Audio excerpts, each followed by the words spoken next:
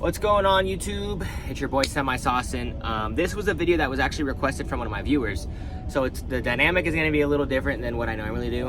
It's not going to be a weekend recap or anything. We're just gonna sit here and talk. We're gonna have just a little communication here. Yeah, but one of my viewers had asked for a video regarding why I went with Swift over the other companies that I applied for. This video is not going to be very long.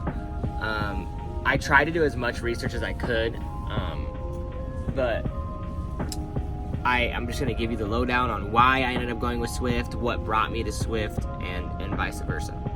So, when I decided that I wanted to get my CDL, and I think I've mentioned this in other videos, me and my dad were not on speaking terms.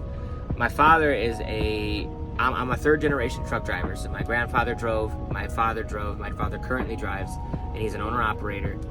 But me and him just currently aren't on speaking terms. And so, like, obviously I would have traditionally went through my father. My father would have taught me how to drive the truck, and I probably would have went a much cheaper route in getting my CDL had I gone through him. But me, you know, we're not on good terms right now, and I'm a prideful man. So I figured I was gonna do it on my own merit, and I was like, all right, so I'm gonna go with one of these companies, and I know I'm gonna probably pay more, but I'm doing it all on my own.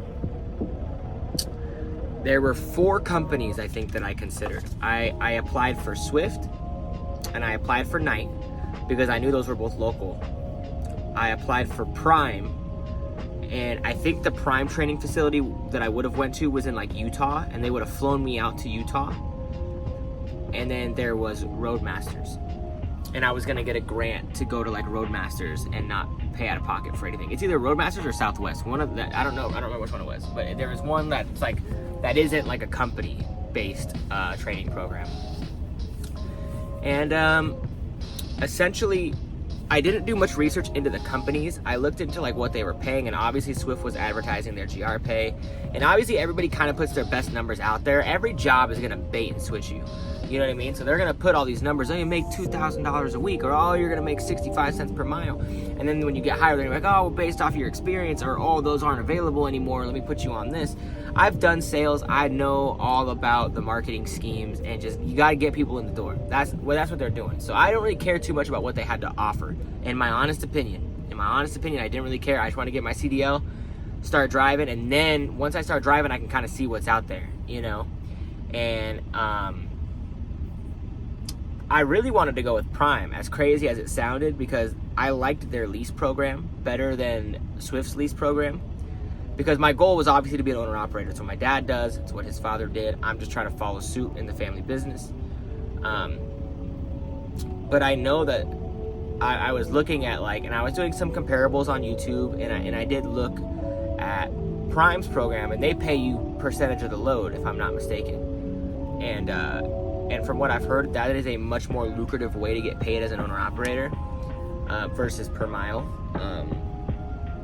And I've just heard a lot of positive feedback from Prime, from the lease operators, and from the guys that go through their academy. I know their academy is a lot longer, and so, like, I was torn. You know, when I've met people at Costco when I'm on the 602, and I've talked to a couple guys, just like random truck drivers that just so happen to be there while I'm there. We just shoot shit, and some of these guys were, like, amazed that Swift cuts you after 4 weeks and, like, puts you out on your own. They were like, yo, like, really, that's all you've been driving for, like, 1 month? I'm like, yeah, I did, you know, I did 4 weeks of school, and then I did 4 weeks with a mentor. They're like, bro, you've been out here for 2 months and you're already by yourself. And I'm like, yeah, I don't know what's normal and what's not normal, you know. So apparently to some of these drivers, like, only a month of school and a month of mentorship is not enough for these drivers for what we do. I mean, I do okay. I haven't hit anything, and I got 1 ticket, and it wasn't even my fault. You know, I think we talked about that when I was in Palmdale, California. I got a ticket for driving in a no truck zone, but my GPS took me through it, so I don't know. But that ticket was already settled, and it's, you know, it's in the past. But the real reason why I actually ended up going where I went was solely who contacted me first. I messaged Prime. Prime didn't message me back for a while. Roadmasters didn't message me back for a while. And Swift messaged me the next day. So like for me, like I was at a job that I was driving for Cintas, and Cintas is a company that like they drive the box trucks, like the big 22-foot box trucks. And I was working there and I was making good money, but like my AC was out. They weren't really taking care of me the way that I felt like I should be treated as an employee, especially with the work that you do, you know, driving in the Arizona heat, 110, 120 degrees in a giant tin death trap with no AC. I was out at that point. And so I kind of just like, I cashed on my medical leave and was kind of like, yo, like, I need to find another job. And so I needed something immediate. I wasn't really caring about the quality of where I was going. Who was going to take me the fastest? And Swift, they called me like the next day and they got me in there for like I wouldn't call it an interview, but like you get with your recruiter and they kind of break down what your goals are and, you know, what kind of home time are you wanting, what type of money are you trying to get in. And to be frank, everything that they spewed to me in this recruiter meeting was bullshit. They were talking about how the 602 drivers are making $1,400 a week and they're home every other day. Not true. The only time I'm home every other day is if I do a round trip to Vegas, which is I know how to get them now because I know people, but you don't typically get those. Those are for 603 drivers that are going to Costco with refrigerated units. But yeah, so like a lot of the things that they spewed to me was bullshit. They were saying the OTR drivers were making like $1,100 a week and the 602 drivers were making $1,300 to $1,400 a week. So I was like, yeah, and I can be home every other day. Yeah, send me there, obviously. And clearly that's that bait and switch stuff they're doing. They're just trying to get people in to where they want them to go. I haven't heard of anybody that's making $1,400 in the 602. I haven't seen it. I really haven't, because from what I've talked to a lot of guys on this account, and for the most part, I can get it done twice in 1 week. If I hustle, I can get it. Not even hustle. I mean, you move one state line a day. You come back Wednesday, reset, and then you start again Thursday. Be back Saturday. Take Sunday off. You run the triangle twice in 1 week. And if you're doing like 300 miles a day, you're getting like 1,800 miles. So that's like $700. Like I just don't like. I've talked to one guy, and there was a guy here that like has been here for a while and kind of he's a little cocky, but he's like, I'm one of the fastest, and I get it done in like 2.5. I get like 2.5 done a week. But he also like doesn't reset. So like 2.5, even 2.5, you're crossing the state lines 6 times, plus maybe going to California, Vegas and Cali. So like, let's say you did 2 triangles, which is probably like 600 to 700, and then Vegas to Cali. That's still only like 2,000 miles, and the pay is 43 cents. It's a sliding scale. Like there are some loads that'll pay you 49, there are some loads that'll pay you 45, but the average is 43. And 43 cents a mile, you're making $860. And if you're outside the guarantee, you're not even making $1,000. So, you know, that's why I was so intrigued by Target when I was, you know, this is off topic, but that's why I was so intrigued by Target, because 3,000 miles, that's I'm a numbers guy, so I can say, okay, by 42 cents a mile, whatever Target pays, 3,200 miles, I know that I'm gonna make $1,280 a week if I max that out. That, you know what I mean? Like people just telling me, oh yeah, you'll make $1,300 over here. I'm like, show me how. Break it down. You know what I mean? That's how my brain works. I don't know about y'all, but so when I got into the recruiting with these guys, it was kind of, you know, they just started throwing stuff at me, and I was like, you know what? I kind of fed into it because I needed a job and I needed to get my CDL stat. So I went with them. I went with Swift.